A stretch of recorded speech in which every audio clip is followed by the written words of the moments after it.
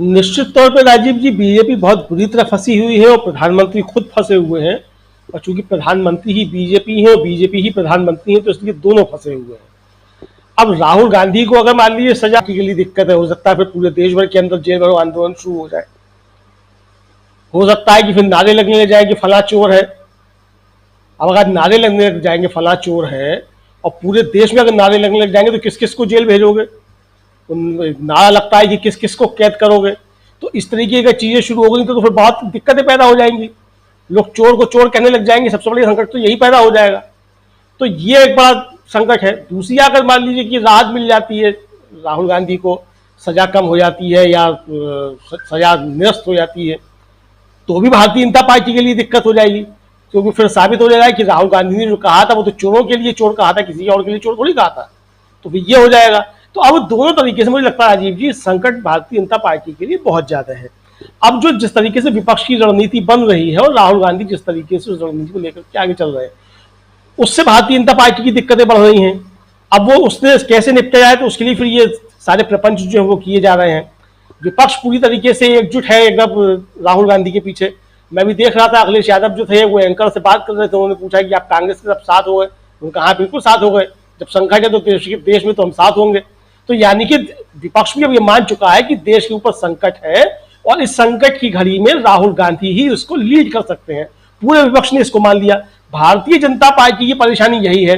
Bharatiya Janata party अपने यहां नरेंद्र मोदी का कोई विकल्प तैयार नहीं कर पाई और विपक्ष ने मिलकर के तैयार कर लिया बकौल ममता बनर्जी हमारे फेवरेट राहुल गांधी।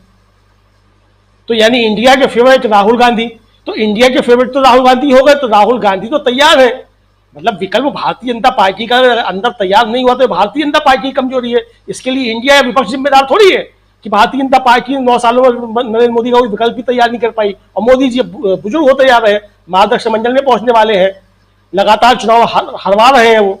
तो ये भारतीय जनता पार्टी की कमजोरी, इसमें विपक्ष ना जिम्मेदार है, ना इसमें इंडिया जिम्मेदार है, ना इसके लिए राहुल गांधी जिम्मेदार है। तो कुल मिला के राजीव जी, भारतीय जनता पार्टी की दिक्कतें जो है वो काफी ज्यादा बढ़ी हुई हैं। और खासतौर से राहुल गांधी का ये मुकदमा जो है, इसको लेकर के भारतीय जनता पार्टी की चिंताएं बढ़ी हुई हैं।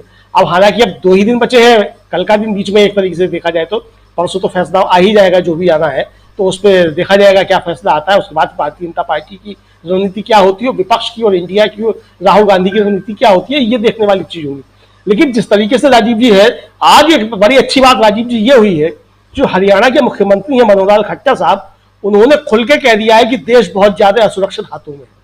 उनका बयान था अभी थोड़ी देर पहले कि ना तो नागरिकों की रक्षा पुलिस कर सकती है, ना मिलिट्री कर सकती है, ना हम कोई कर सकते हैं। यानी उन्होंने साफ कह दिया कि इस देश के नागरिक जो है वो राम भरोसे हैं, सरकार किसी की कोई सुरक्षा नहीं कर सकती है।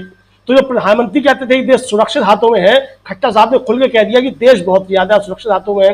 तो अब जो है ये तैयारियां भारतीय जनता पार्टी जो है वो सब जगह मणिपुर और गुजरात बनाने की तैयारियां कर रही है या क्या कर रही है, तो भारतीय जनता पार्टी ने। लेकिन आज दिल से जो है सच्चाई जो है वो खट्टर साहब ने बोल दी है। इसके लिए खट्टर साहब बहुत ज्यादा बधाई के पात्र राजीव जी।